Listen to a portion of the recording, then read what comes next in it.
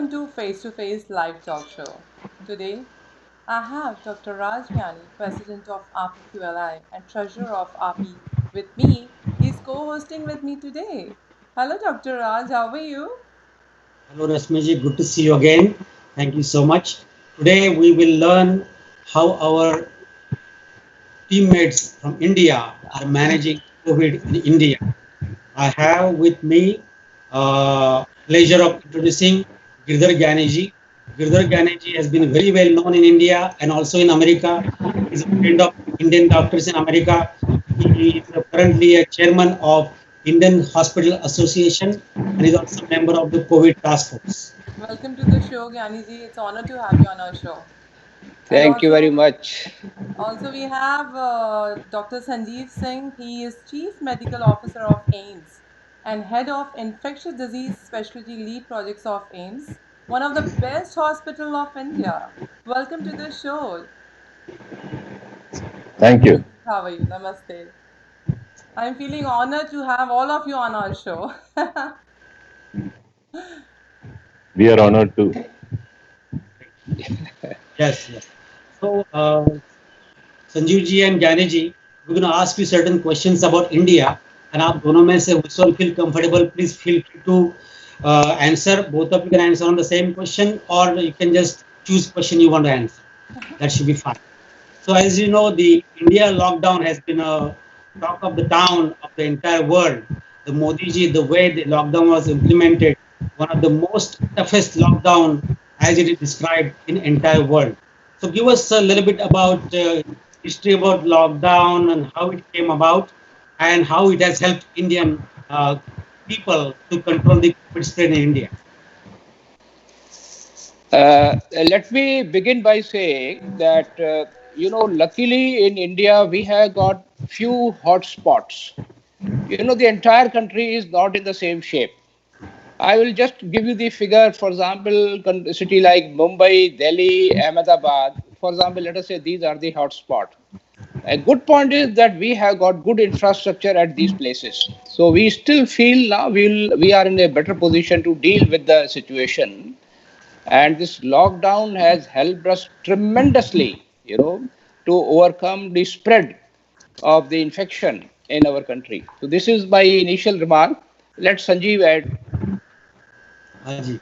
Yeah, thank you, Givaniji. I think what has happened when we were close to 2,500 cases, this decision was taken, and that was at a very appropriate step on one, a Janta curfew, and second, the complete lockdown did take place. What it did for India is it gave enough opportunity to prepare ourselves, because unfortunately we don't have that kind of infrastructure. We may not have the processes and the guidelines. So these lockdown gave us, when we started, we had one lab which were testing RT-PCR, that was NIV Pune. Now we have 642 labs. When we started lockdown, we have 16 COVID hospitals. Now there are 642 COVID hospitals. When we started, we didn't have an indigenous production of PPE and ventilators and non-invasive ventilators. It gave us enough time to prepare ourselves. So, and then the dynamic process of getting the processes right and the guidelines right. So lockdown has helped us tremendously, and we see we are reaping that benefit. Thank you both of you. So Sanjeev ji, next question is, you are a part of the ICMR team. So give us about your protocol for the early or the less severe COVID patients, prophylaxis, as well as the more severe COVID patients. How do we come to manage these patients in Indian setting? So as it has been discussed so many times within the task force at ICMR, along with the Ministry of Health and NCDC at New Delhi, the mild symptoms have been basically managed symptomatically, and they are generally present with fever, dry cough, or shortness of breath, and it is symptomatically managed. Most of it is managed at home. The moderate symptoms, which increases with your pulse oximetry management, and when it comes down to close to 96 to 95%. It is along with the symptomatic management, there could be hypooxygen which could be given during this, and they need to be hospitalized. The problem is basically with the severe cases. So wherever there is a saturation dip more than 93%, a respiratory rate more of 32, a PF ratio of more than 300, the protocol says that you need to admit and you need to, and then there are various laboratory investigations which need to be done, which are basically inflammatory markers. And we have a caller. Can we take a call? Sanjeevji will take one live call if it's okay, and we'll go back to discussion again. Thank you. Yes, Rashmi, please go ahead. Yeah. Hello. Yes, you're live. Hello. Yes, you can talk. Hello. Ji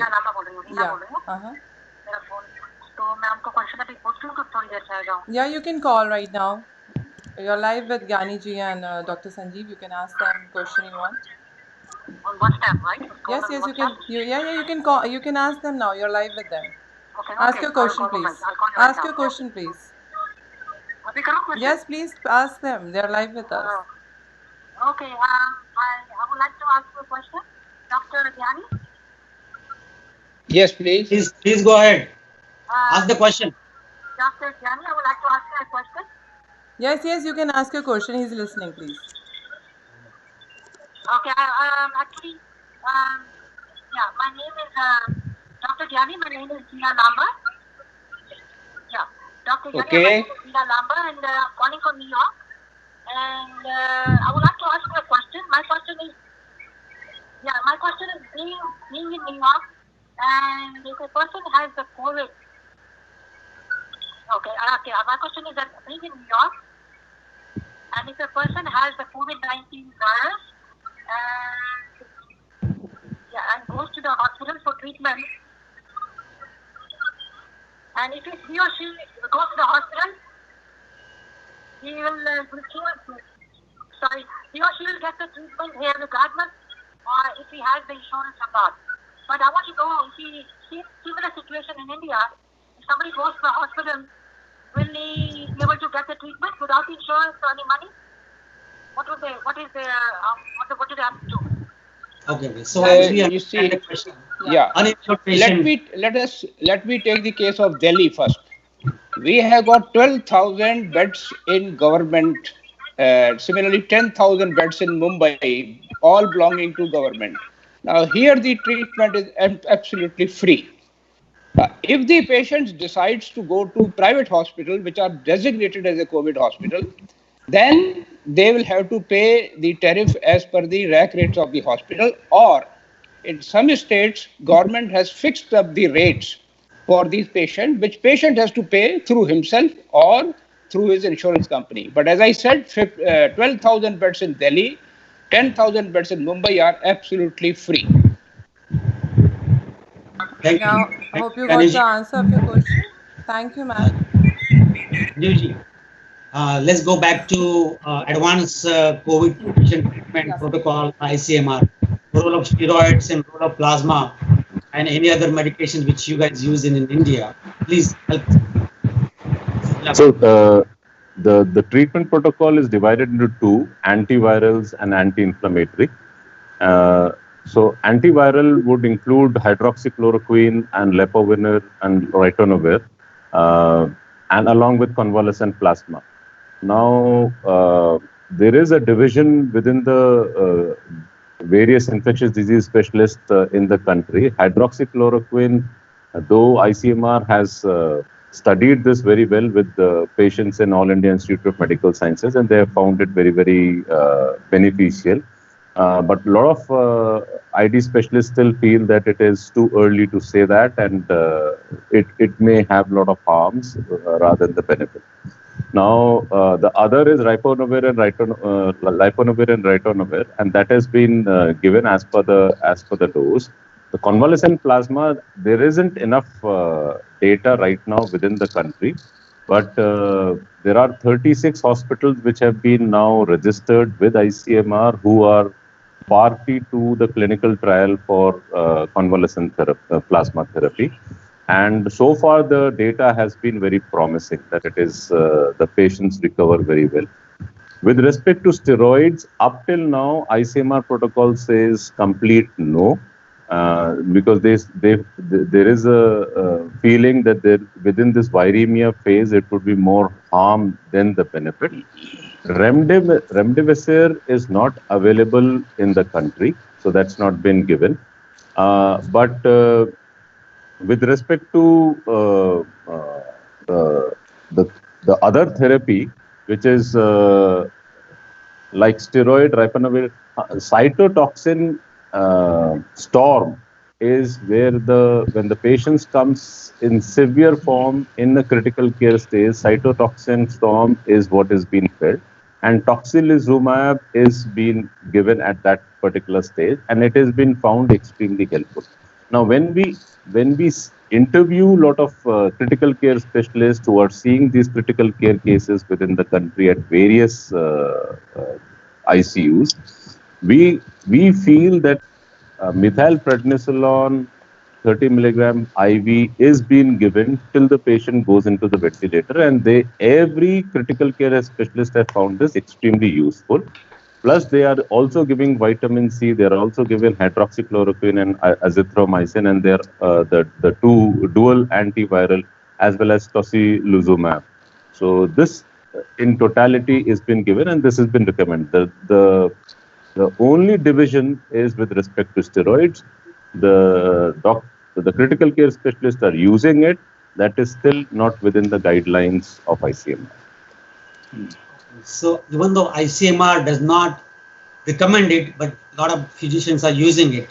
And in America, actually, they have found it is very helpful when those cytokine storm blood markers, D-dimers and lactic acid and ferritin, all these things are going high. And once you use steroid, they all start coming down. So I think that's a good way to look at it.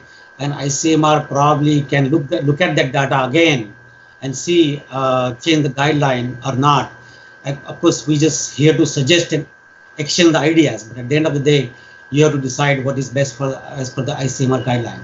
But here in USA, a lot of people feel steroids have been helpful to prevent the people on ventilator. Right, and the same is the experience even in India. All those who have been there on a non-invasive ventilation space or on a non-critical, the steroid have been extremely helpful. They feel that when they go into the ventilator stage, it may not be as helpful as the benefit has been expected.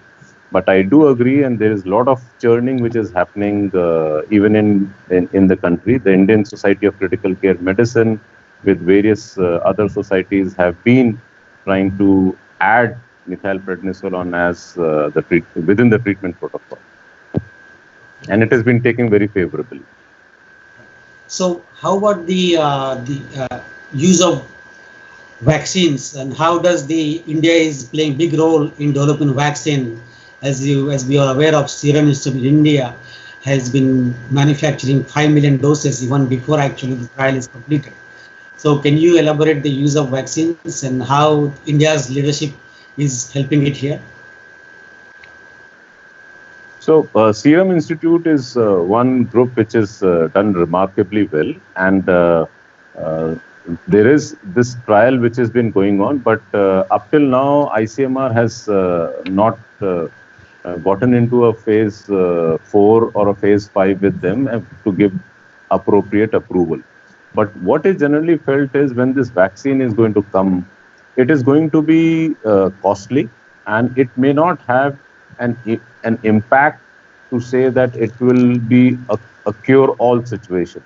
Because even if we see right now, routine immunization within the country is close to 78%, when almost in universal immunization program, almost out of 8 vaccines, 6 vaccines are completely free of cost at each primary and secondary healthcare center. So though everybody is waiting for vaccine, and we are very, very positive about the impact, but I still believe that when it comes, it will be cost, the affordability may be an issue. And the dissemination of this information across sector below poverty line and above poverty line would be slightly challenging. Though we are all waiting for it, and we would be very, very glad if this is introduced in the market as soon as possible. As India, in the lockdown, has suffered quite a bit economically. So as Gyaniji just mentioned earlier, there are now division between red zone and green zone and orange zone. So can you, Gyaniji, or you elaborate on what are these different zones and what restrictions people have in each zone? You see, let me start and then I will ask Sanjeev to add on. You see, for example, I was mentioning Maharashtra. Now, Maharashtra, we have done close to 3.8 million tests as on date, but the positivity is coming there is 13.89%. Now, if I take another state of comparative, let us say Tamil Nadu, where we have done close to 4.2 million tests, but the percentage of the positive cases 4.0. So you see the difference between the two states of the same country, and that actually defines that Maharashtra, why it is in the bad position, because the way people live there, the kind of situation is there. That is the difference actually. If I take another third state just for comparison, where close to 3.2 million tests have been done, that is Rajasthan, if you see the number of positive cases, only 2.2. So I think that is where I think we are learning from each state and trying to adjust that how do we take care of, the protocols may be same, but the management of the spread, management of the lockdown, opening up of the economic activity, that actually is all different from state to state, and that is a big challenge. Sanjeev, you want to add? Yeah, so I think it is the division within the red zone. They have also added a containment zone, and so there are red zone, containment zone, buffer zone, orange zone, and green zone. So within the red zone, if there is any people who have found positive, then the area within that 5 kilometer is zoned as red zone, and then the movement within that red zone is restricted and it is not allowed. And that is where, though the essential services would be available, but the movement of the people is completely barricaded. So that is the major difference between the zones. But otherwise, within the lockdown 3, lockdown 4, the orange zones and green zones, there is a lot of movement which is there, a lot of services which has opened, a lot of shops which has been opened, and the economy is coming back to normal as it is as of now. It is coming back to the work is coming back to the normal. I see. So what is the buffer zone? So buffer zone is where within the red zone, and when they are coming back to an orange zone, they have labeled it as a buffer zone to be able to see that the transition happens very smoothly, and there are few movement which is being allowed within this buffer zone. I see. I'd like to interrupt Dr. Raj. Sanjeev ji ka picture is like not coming proper. So can you reconnect again with us, Sanjeev ji? Dr. Sanjeev, we'll connect back to you till the time. Dr. Raj, we can talk to Dr. Gyani. Yeah.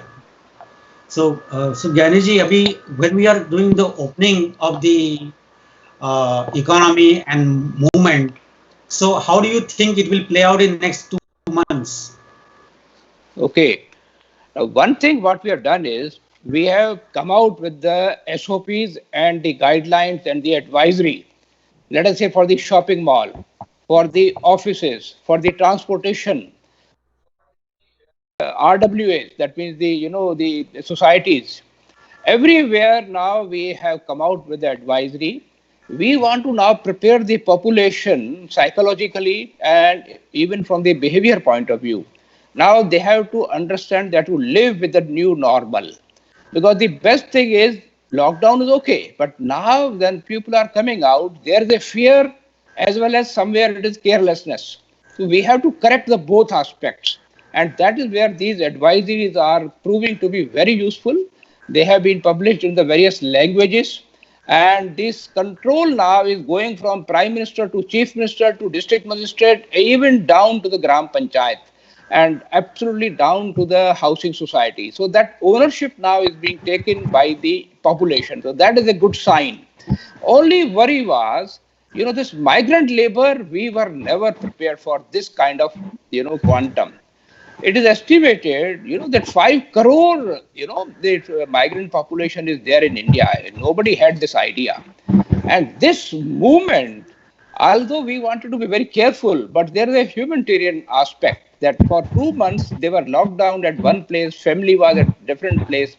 So we had to allow this movement with whatever precaution, but that precaution sometimes can be, harmful also. And that is where we did some testing, and we found 5% of the migrant population, wherever we tested, was coming positive. So we are a little worried on this aspect that this should not go out of control. So this another issue about the migrant workers is the food crisis. As you're aware, there are a lot of stories, and media actually was hyping it up because our Indian media likes to dramatize and always show the negative aspect more than positive aspect what Modi is doing. So elaborate on the real crisis about the food, what is happening and what are the steps are being taken by Indian government. You see, even when the migration did not take place, each state assured the migrant workers that remain at this place. Enough of the food, for example, 5 kg of rice of wheat was being given. 1,000 rupees of cash was also transferred to each of the account. But the question is that this labor is so unorganized that it was very difficult to reach out to each one of them. But in spite of that, the social organization, like in Gurdwara, everybody opened up. I can vouch for one thing. Nobody is going to die out of hunger in this country because so much has been opened up. But now only the issue is when they go back to their own states like Bihar, Rajasthan, Odisha, our worry now is that we will be engaging them through Manrega scheme, where, let us say 200 rupees will be given per day, plus of course some ration is being given. But our worry is when we open up the industry, which we are doing, will they be able to come back to Mumbai, to Ahmedabad, to Surat? So I think that is going to be a big challenge. In fact, Dr. Sanjeev is in charge of a new medical college which is coming up in his area in Faridabad, and he is finding it so difficult to get the labor back. So these are the challenges which are going to face in the next couple of months. Okay. And how about the economy? Means as people are predicting that economy is gone down by about 5% GDP, and on average the GDP for this year, as we call financial year 2021, maybe 1 or 2%. And so what is Government of India going to do about that? What are the plans in place to stimulate the economy? You see, the packages, I think, which we have all heard, and I think everybody was so excited that so much money is being pumped into the business. But I tell you, the Prime Minister is going few steps ahead. You see, beyond the normal industry, he is opening up in the, let us say, defense sector, the space sector. Actually, what he's trying to utilize this opportunity that we go into those areas and we become not only self-reliant. In fact, PPEs, Dr. Sanjeev was mentioning, PPEs now we are in position to export outside. In such a short period of time, we didn't have PPEs, now we are prepared to export the PPEs. So I think his plans are very ambitious. We are getting into the new areas. Manufacturing will get a hell of a lot of priority now. And if things go in the right perspective, we will emerge a stronger economy in time to come. Okay. Sanjeev is back. Sanjeev ji. So, Yes.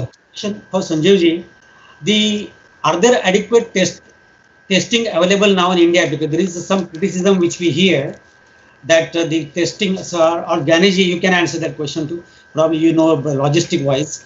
adequate testing being done in India now or not? Let Sanjeev start, then I will answer. Yeah. Okay. Yeah. So when the first lockdown started, there wasn't enough testing kits available within the country, and that criticism is absolutely valid.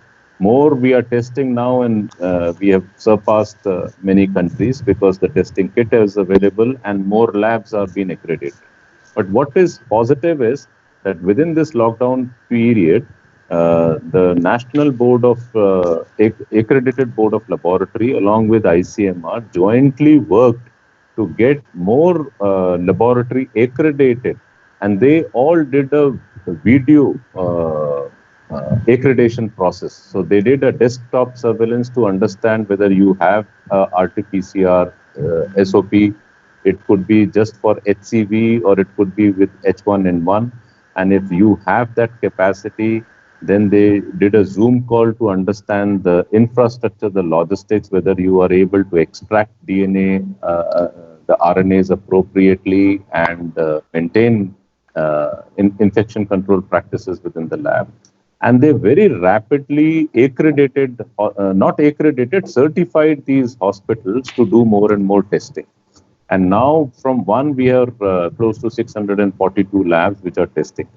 Other than the laboratory, the training which was given by NCDC, NABL and ICMR to the lab technicians to do both antibody and RT-PCR was also very rapid. Third was the kits were available at almost tier 2 and tier 3 cities who were being certified to do this testing. So overall, it has been the criticism when we started was very valid.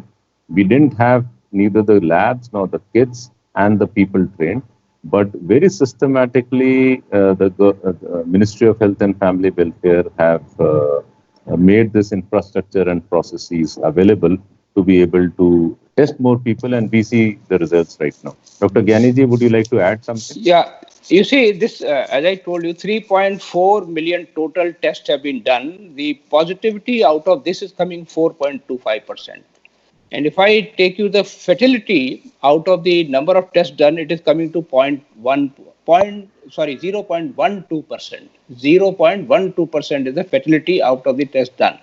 So I think our thought process that we should do testing only in the containment zone, I think is proving to be right for us, because there is no point of doing testing in all the phases, particularly when we do not have the luxury of that number of kits. So I think this ratio, this 4.2% of positivity is giving us the enough confidence that we are going in the right direction. So as we see now, almost 150,000 cases are diagnosed and almost 4,500 deaths are happening. So next several weeks, do we think the cases will rapidly increase or it will come down soon?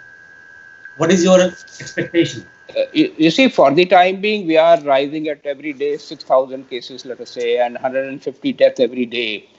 Now, the expected by the statistician is that we should be reaching the peak somewhere between 15th June to 30th June. Now, it is difficult to estimate because of the migrant laborers. That is a additional component has been added to bring the and I think the expectation is that we should be able to control. Sanjeev, you want to add? Yeah. Yes, I think the government protocol with respect to issuing guidance notes, working closely with WHO and CDC, and within the country, ICMR and NCDC, and with various state government was fantastic. There are few localized unfortunate events which did happen within the country, which has taken the turn of having more positive cases. Migrant laborers is one of them, and nobody could have estimated the kind of movement which took place. And I think it was just because of unfortunate media hype with all negative information for these laborers to get excited and to go back home. Though enough measures were being taken. So it is very difficult now to contain this within the urban area. It has now gotten into a semi-urban area, and then definitely now in times to come into the rural area. And we see that the social distancing, hand hygiene would not be adequately addressed when they go back into these rural areas, and it would be very difficult to monitor. So, as Dr. Gyaniji said, that we would again see a peak just because of this unexpected movement. But otherwise, I think under the leadership of Prime Minister Modi, it has been done remarkably well, and which is reflective in our crude mortality ratio. It is reflected, as Dr. Gyaniji mentioned, in crude infection ratio. It is mentioned in our crude fatality ratio. I see. So the cases will go up. Is the effect of Ramadan also has been contributing, because there is a lot of movement going on in certain states? I think Bombay has been quite severely affected. 1/3 of the cases are in Bombay. Yeah. And also there is a difference in the death rate. If you look at the certain states have more deaths than as the percentage of population is affected, but the death rate in certain states is higher than the death rate in other certain states. Why is that discrepancy? Is there any analysis on that? I think I told you that one aspect I gave you. For example, Maharashtra, I told you the positive cases are 13% of the test done. Tamil Nadu 4%, Gujarat 7%, Delhi 8%. But otherwise, rest of the states are 2%, 2%, 1%, and if you go to Northeast, it is only 0.1%. So I think there's a huge diversity in the state to state, and that defines the kind of population we live into that. And the early spread which took place in these states, that was not noticed at that point of time, and that is where we are. But now we know the behavior of the different regions, so we are in a better position to do the containment areas and preventive areas also. I think this is what actually is happening. Sanjeev, you want to add? No, so when the first lockdown took place, it was central was under control, and it was just one information which was going to all states, and all states abide. And I think that was the fantastic way of controlling it. In lockdown 2, you gave a lot of small powers, not lot to the states. Lockdown 3, states took over a lot of power from the center, and the dissemination of information plus the implementation of the guidance note was slightly diluted, and we will see that more with the lockdown 4 and the times to come. So center controlling and one information which was disseminated was a fantastic way, and we are reaping that benefit. As soon as more federal people would take over the control of managing it, it is getting diluted, and that is a cause of concern. With respect to your questions in various area, I think it is unfortunate that the three main area, the Tamil Nadu, Maharashtra, and moreover in Mumbai, we know the physical distancing has been it has been abysmally poor. Plus, the infrastructure was definitely, it did gear up, but it was unfortunate that the spread had happened very early, and it is now there in the community. I just wanted to answer one more question. There was ICMR and Ministry of Health did community surveillance in Kerala and in Tamil Nadu, and the positive rate was less than 0.1%. So till lockdown 3, community transmission was nil or absolutely negligible, which may not be true for these three states as of now, and that would be a cause of concern. So, a lot of concern about what's happening in West Bengal, because there is not enough information coming out, and there are some physicians also criticizing that there is not enough testing, not enough PPE. Doctors are also very, very upset. So, any elaboration on that? If you want to. And now you see, West Bengal has done close to 1.5 उन्होंने 14 लाख जिसको हम कहते हैं 1.4 million test उन्होंने कर लिए हैं, and वहाँ पे if I go bye there data it is 2.6% cases are positive. This is about the whole West Bengal, but again the problem in our country is that some pockets of West Bengal are causes of worry. Now, similarly is the case in Mumbai. Now, one estimate which we did the day before yesterday, I want to share that with you, that now let us say Maharashtra government or particularly in Mumbai, the order has been issued that 80% of the private beds will be under the control of government. This is unprecedented step.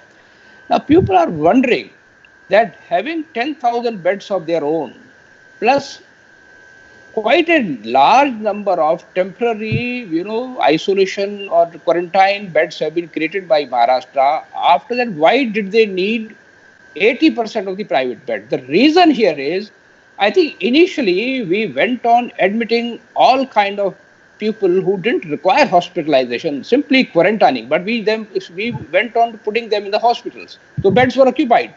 And now when the actual symptomatic cases are coming, and we need beds for them, we are finding short. And that is where the government has taken control on 80% of the beds. Similar thing, Delhi has issued an order day for yesterday that 20% of the private beds from 117 hospitals will be under the control of government, which they may utilize for COVID or non-COVID. That is okay. But this, I think, this went wrong in planning in that sense that we should have been putting hell of a lot of 80% patient only in the hostels, guest houses. That somewhere I think went wrong, which now we are trying to correct. Otherwise, I believe that city like Chennai, Mumbai, Delhi has enough number of beds, and these are, I will say, luckily from that point of view, are the hot spots. If the same case would have happened in the towns like Bulandshahr or the UP, we would have been in trouble. But luckily, there we have not that number of cases. Yeah, we do have many questions from our viewers. They just want to know about this only, that COVID and non-COVID patients, are they kept separately, or how your isolation, how is it done? You see, that actually, I don't know how this is very relevant question has been raised. Yeah, I have like so many. It's hard to ask you. They're like, please ask a question. Now you're talking. They're like, please ask a question. That's You should stop questioning anytime. Please go ahead. You see, no, actually, I was the convener. Yeah, Dr. Gani. I was the convener of the COVID task force, which recommended to the government that COVID patients should be kept separately from the non-COVID. This was accepted, and the Secretary, Government of India, issued the order. Unfortunately, because of the panic, that Delhi government issued this order day before yesterday, and we were prompt enough to write back to them yesterday. And hopefully, I think they are going to correct it. We have told them that private sector will give you whatever beds you need, but leave it up to us. We will identify full hospital as a COVID hospital for you in that particular region, rather than asking uniformly 20% bed in the same hospital. This may cause havoc. Our Sanjeev is an infection control expert. He will add on to this one. So, similarly, I think even in Mumbai, we are going to impress upon them that please identify 10, 15, 20, 30 hospitals in different pockets and convert them into dedicated COVID hospital. I think this is where I think we should not go wrong. The way Italy did the initial period, they did the wrong way and they suffered heavily. Dr. Sanjeev, you can add. Yeah, I think that is a very valid question. All COVID positive cases are kept separately.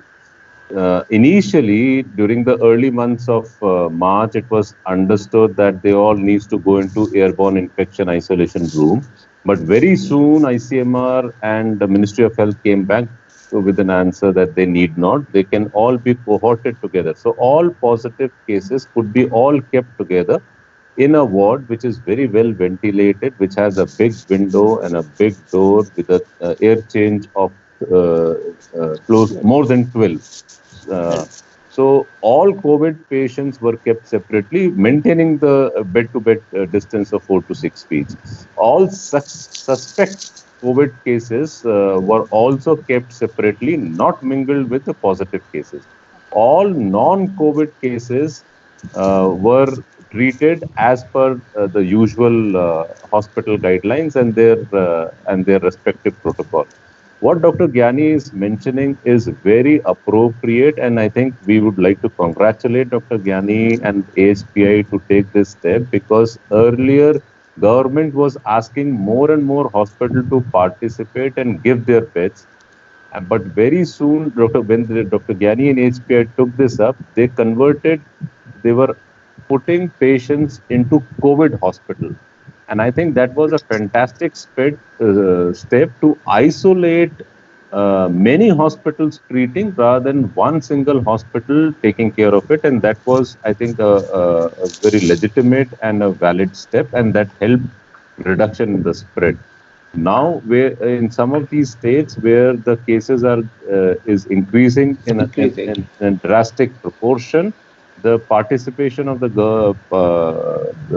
of taking beds or getting prepared by the private hospital is also important. But dedicated COVID patients are admitted in a dedicated COVID ward in a COVID hospital, and I think that was done fantastically well by the government. Yeah, fantastic. I do have one more question on our screen, but I'll just read it if you can answer that. She want to know more about hydrochloroquine and also antibiotic testing when and which population, and what preparations have been made for a second wave. So with respect to hydroxychloroquine, the protocol remains the same. The ICMR has issued a protocol of all asymptomatic healthcare workers who have been seeing positive cases, or asymptomatic family members who have been treating a confirmed case. So those patients are being given hydroxychloroquine, but the advice to visit the doctor and to reveal whether they have any cardiac symptoms is also being done, and they have been also asked to take ECG before they advise hydroxychloroquine. And up till now, the study which has come from ICMR, they have seen this in 343 cases in All India Institute of Medical Sciences. The response of hydroxychloroquine's impact on COVID have been very, very positive. So they are continuing with that protocol, which is contrary to rest of the world, where they feel that it has not been so impactful and it is more dangerous. But that is the data which is coming out from the country. So that was with respect to hydroxychloroquine. Antibiotic, if I've heard the question properly, is not being given. Azithromycin was also being, hydroxychloroquine and azithromycin was given as a prophylaxis, but hydroxychloroquine is given more often. But if you are in a severe stage, hydroxychloroquine, azithromycin, vitamin C, it is all been given, because the effort is to try to save as many people as we can. How about the role of zinc, Dr. Sanjeev? Do we have to supplement zinc with because the hydroxychloroquine acts by ionophorosis or something, the mechanism? So do you recommend zinc supplement each time? So a lot of hospitals, at least 50% of the hospitals are supplementing zinc, but somehow the data is not very promising, so we don't know. But there is absolutely no harm in zinc supplementation, because it is having a positive impact. And the second question was, Rasmiji was asking about second wave preparation. Are we expecting a second wave in India? And if it is so, then how we prepare for it? Dr. Gyani, after Dr. Gyani. No, I tell you, okay, you start. So second wave preparation, I think it gives a lot of chill to us right now, because as Dr. Gyani was mentioning, we are seeing a rise in our cases every day, which includes the mortality. But now, since the control has shifted from center and they're working hand in hand with the state, and you took a very good example of West Bengal. So there is both a cause of worry, because it may just slip into something where we are not prepared. But up till now, the center and state coordination and preparedness by each state has been very, very good. They are working on availability of beds. They are working on availability of tests. They are working on treatment as well as all the logistics of non-invasive ventilation and ventilators being available. So most of the states are very well prepared. If there is a disproportionate increase in cases, then there could be definitely a cause of worry, because the critical care beds and facility may not be adequate to handle the surge. But so far, most of it had been mild to moderate, and we have been doing fairly well. Dr. Gyani, sir, would you like to add? Yeah. You see, this second phase, if it all comes, you see, the government has now, so far, private sector, if I say 1 week till from now, 1 week back, if you go, private sector was hardly brought into the picture for taking up the COVID cases. Only recently, Gujarat has said that 50% beds be kept for us. Maharashtra is saying 80%. Delhi is saying 20%. The rest of the places, isolated few hospitals have been taken here and there. But what Dr. Sanjeev was saying, we will fall short. We mean government will fall short of the ICU beds. Because by formula, government will always have hardly 10% of their beds will be ICU beds, while the private sector average will be 20 to 25% beds at the ICU. So government will need now support of the private sector, more so for the ICU beds, and that is where I think we are preparing now. And the discussion is already on between government and the private sector through our association. And we are now taking precaution, rather planning in a way that which kind of hospital in which locality should be earmarked from the private sector to support to the government. Yeah.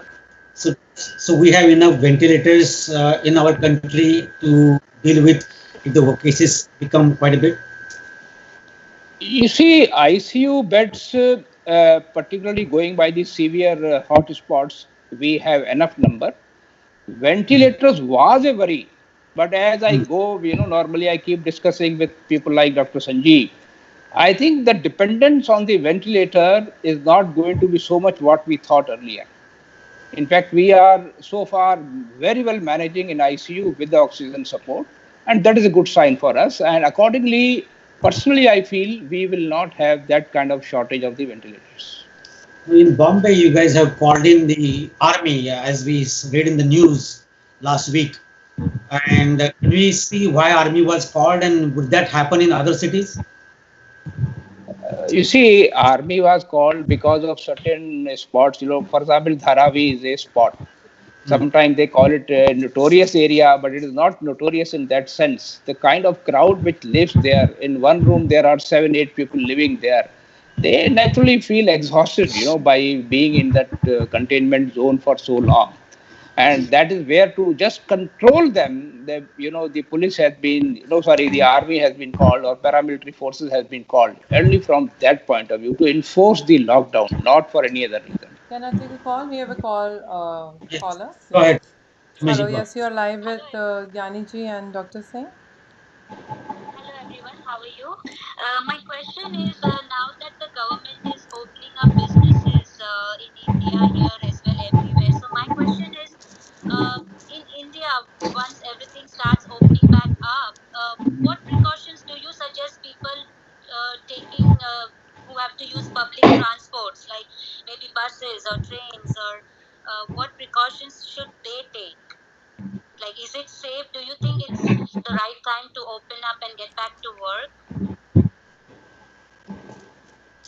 You see, even before the lockdown too, I have been watching in Delhi, all auto rickshaws, all buses, all taxis per force were required to do sanitization every day in the morning. That used to be the control. But now, of course, for past 1.5 months, they are not flying. Now they are going to come back. So you can be very sure that we will have that protocol in place. for the transportation. Similarly, for the offices, as I told you, protocol has been made because now the responsibility is to be transferred to the owner of, let us say, the multi-store, utility store, or the office. They have to take responsibility that how do they sanitize the premises, how do they make sure of the social distancing by the staff. That's why they are calling 50% staff. They are staggering the timing also, that some people will come at 7 o'clock, another setup will come at 8 o'clock, so that the pressure on transportation also is accordingly regulated. So I think from that point of view, we are now well prepared. Behavior has been understood. So hopefully, I think we will not have problem, particularly in the urban areas. But what Dr. Sanjeev mentioned, that in rural area, although their space is not a constraint, but to enforce that kind of behavior may be a challenge. But sometimes we underestimate the villagers. They also now are reasonably, well aware about the situation, and Gram Panchayat level has been put into, action to take care of the situation. In fact, we are going to have kind of competition that which Gram Panchayat controls the situation better than the way we are comparing Ahmedabad, Mumbai, and Delhi. Similarly, now Gram Panchayat will have that kind of competition between themselves. That how do they contain the spread of infection? What happens for air travel? I just wanted to know one more thing. Yeah, That sure. if somebody is infected with the virus, especially in India, is it okay to, and if they don't have severe symptoms, is it okay for them to quarantine in the house itself, or you suggest them to get admitted in the hospital in any case? Sanjeev?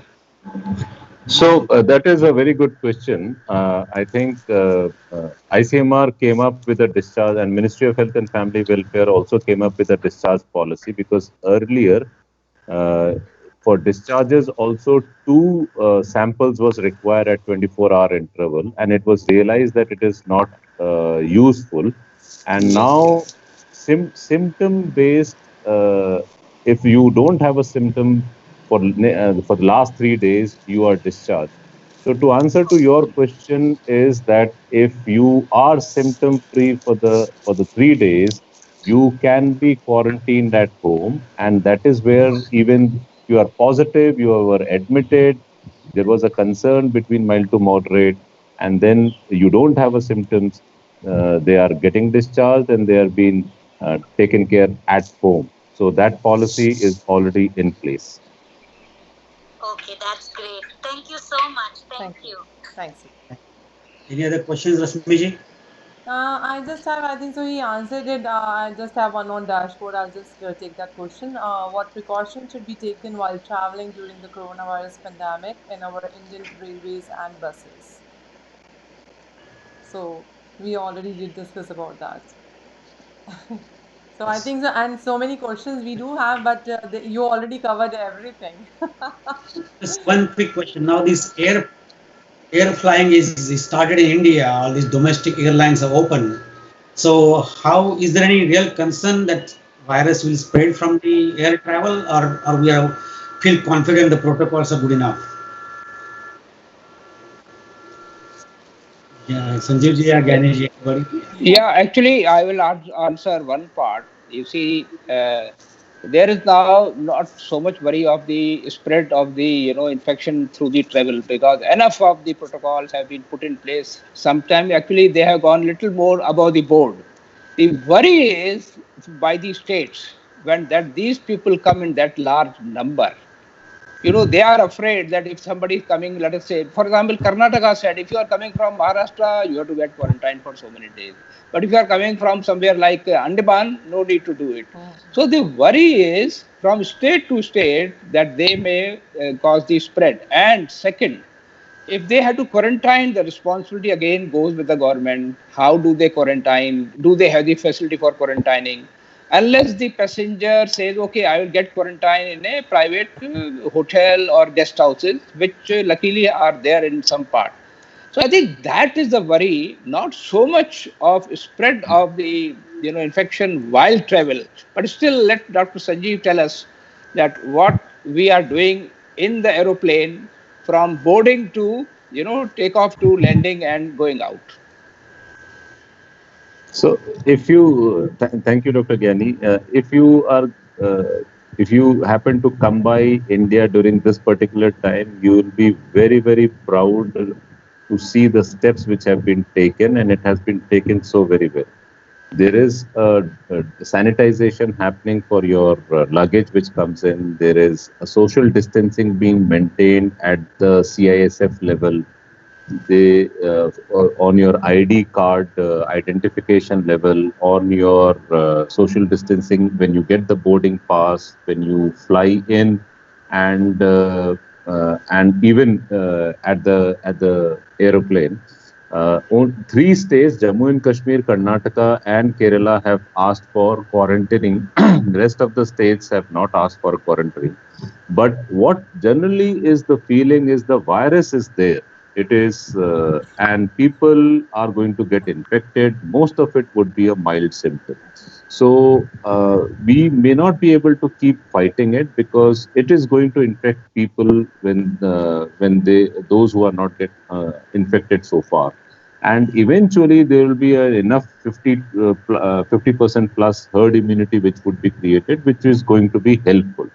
So just fighting it out that there would be no infections may not be possible because most of it could be an influenza-like illness, and that happens for every one of us at least 1 or 2 times in a year.